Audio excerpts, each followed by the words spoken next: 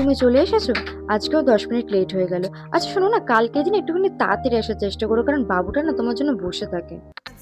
হ্যাঁ, আমি তো মানুষ না, আমি তো একটা রোবট। আপনার ঠিক যেই টাইমের মধ্যে বলবেন আমাকে ঠিক সেই টাইমের মধ্যে ঢুকতে হবে। আমি সেটাও মেনে নিলাম, কিন্তু আমার যেদিনকে মাইনের ডেট তার 10 দিন আগে কি আমার টাকাটা দিতে পারবেন না। তখন কি বলবেন, তোমার দাদার কাজ হয়নি, আজকে ঘর ভাড়া দিতে হবে, আজকে এই করতে হবে, এই করে করে আমার মাইনের 10 দিন পর 20 দিন পর কি আপনারা আমাকে মাইনা দেন। ওই আমি তো দরকার কিছু বলিনি। ঠিক আছে বৌদি, আমি কালকে দিন ঠিক সময় মতো চলে আসবো। আচ্ছা শোনো না, তুমি একটুখানি বসো, হ্যাঁ বাবুকে একটুখানি খেতে দিয়েছি, ও খেয়ে আসছে।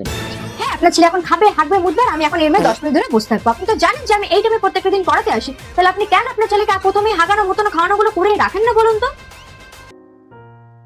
আচ্ছা ঠিক আছে, এই এটা ঠিকঠাক মতো লেখো, এটা কিন্তু আচ্ছা ভুল শোনো হয়েছে, না, ঠিক আছে? আগের উইকে তোমার দাদার সাথে একদিন শপিং এ গেছিলাম, তো সেই দিনকে তো একটু কামাই হয়েছিল। তুমি এই সানডেতে এসে একটুখানি পড়িয়ে দিয়েছো ওকে, হ্যাঁ?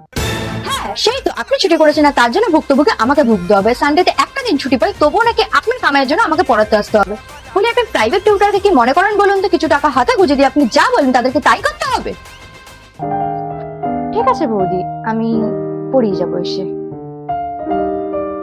এমা এগুলো তো সব ভুল হয়েছে, তোমাকে তো কালকে আমি এতবার করে শেখালাম। ওকে কি পড়াচ্ছ ও মনে হয় ঠিক বুঝতে পারছে না, ওর মাথা থেকে সব বেরিয়ে যাচ্ছে। তুমি না ওকে একটুখানি ভালোভাবে পড়িও।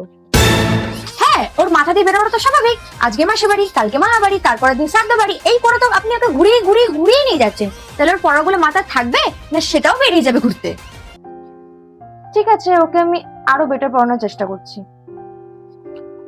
আচ্ছা লেখো।